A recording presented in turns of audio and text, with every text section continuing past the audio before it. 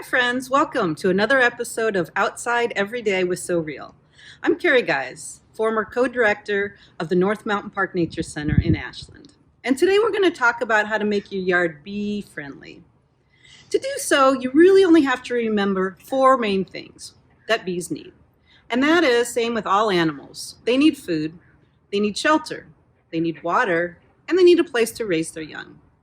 So now we're going to go on a tour of the garden and show you how you can cover all four of these elements easily in your yard and be bee friendly. So we're going to start in the garden here talking about the food sources that the bees need.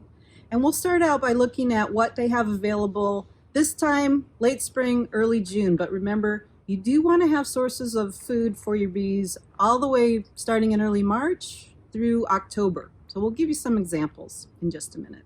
Let's go.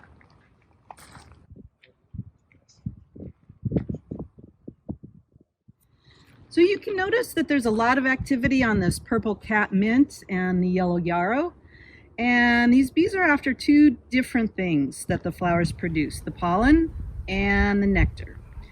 And they will both consume it themselves, and the females will actually use the pollen and nectar to provide food to the larvae in the nest. So they will be taking it back to the nest when they are actively laying eggs. Now, as you probably know, pollen is the male part of the flower, and it provides them with protein. And the nectar is really just something that flowers produce to attract pollinators. And that is a high energy source. So the combination really serves them well. And we are in the beginning of summer. A lot of things are in bloom, but do remember that it's important to think about your garden providing a bloom all year other than winter. And the most challenging time is early spring. So a couple of suggestions.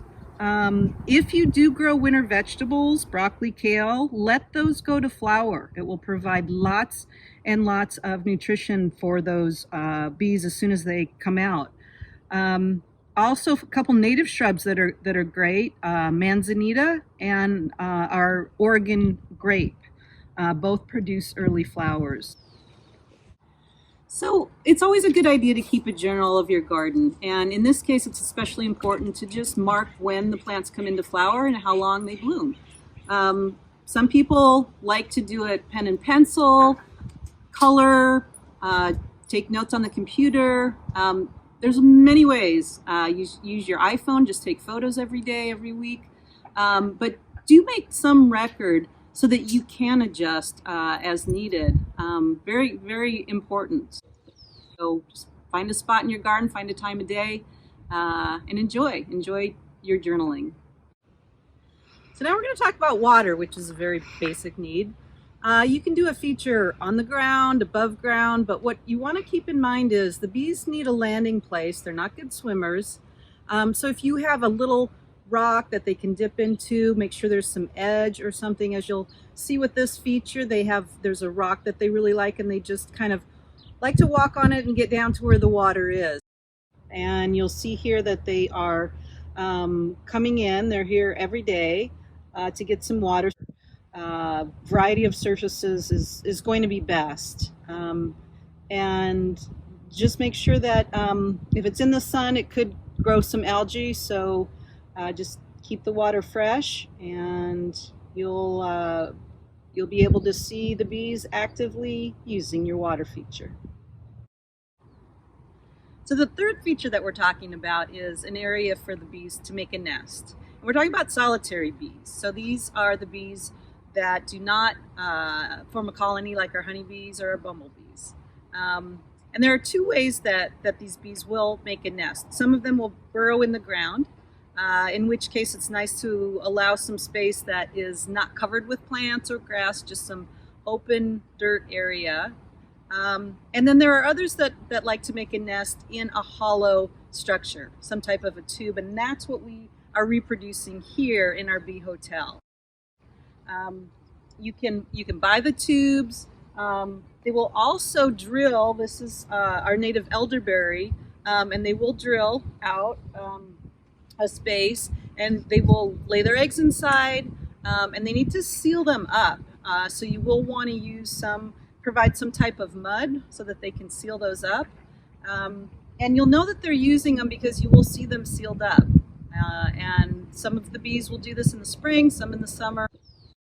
And then the bees will be there all winter. So some people like to take these inside if they've seen that they've sealed up. They like to take them and maybe put them in the garage or someplace a little bit out of the elements for the winter and bring them back out in the spring when they will hatch out, hopefully. So this is one example. The other things we have in the bee hotel provide some areas for the bees to burrow if they want to do that, inclement weather. Some bees will overwinter. So you might want to provide just some bark or these are just some gunny sacks, rocks type of thing, is just some additional habitat. This is a rather large bee hotel, but this individual house is a perfect size for your bee hotel. But do maintain it and observe it, and hopefully you'll be able to attract some of our very important native pollinators. So friends, thank you for visiting my garden today. And don't forget to do your journaling, find your sit spot. If you're in a condo, if you're in an apartment, you can still put out some pots of flowers. You can still walk your neighborhood and observe lots and lots of pollination activity with the bees.